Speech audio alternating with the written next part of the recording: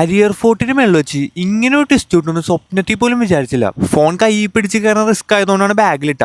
ബാഗും കൊണ്ട് കുരങ്ങൻ പോയി. എന്തോ ഭാഗത്തിന് കുരങ്ങൻ ബാഗ് അൺബോക്സ് ചെയ്യുന്നിടക്ക് ഫോൺ മാത്രം സൈഡിലേക്ക് മാറി കിട്ടി. ബാക്കി ബാഗൊക്കെ കൊണ്ടുപോയി, ഫോൺ മാത്രം കിട്ടി. ഫോൺ കിട്ടിയ സന്തോഷത്തിൽ ഞങ്ങൾ പിന്നെ മേളിലേക്ക് കയറാൻ തുടങ്ങി. മേളിലേക്ക് കയറുമ്പോൾ അവിടെ ഒരു കൊടിയുണ്ട്. ആ കൊടീൻ്റെ അവിടെ എത്തിയപ്പോൾ തൊട്ടപ്പുറത്ത് വേറൊരു കൊടി. അന്ന് അവിടം വരെയും പോയേക്കാം, ഇവിടെ വരെ വന്നല്ലേ. ഇതിനെ മേളിൽ കയറാൻ ഇത്തിരി ടാസ്ക് ആയിരുന്നു. മേളിൽ കയറിയപ്പോ മൊത്തം മലയാളികൾ. പിന്നെ ഞങ്ങൾ ഒന്നിച്ചായിരുന്നു ട്രക്കിങ്.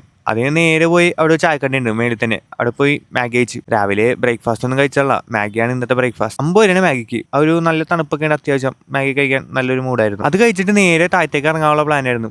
താഴത്തേക്ക് ഇറങ്ങാൻ റിസ്ക്കാ, കയറാൻ ഇത്തിരി എളുപ്പമാണെങ്കിലും താഴത്തേക്ക് ഇറങ്ങാൻ മോനെ പാടാണ് അരിയർ ഫോർട്ടിൽ നിന്ന്. നിങ്ങൾ സെപ്റ്റംബർ മാസത്തിലൊക്കെ വന്നിട്ടുണ്ടെങ്കിലേ വൈബായിരിക്കും, നല്ല മഴയൊക്കെ ഉള്ള സമയത്ത്. തിരിച്ചങ്ങ് എല്ലാവരും ഒറ്റ ഷർട്ട് ടാക്സിലാണ്ട് പോകണം.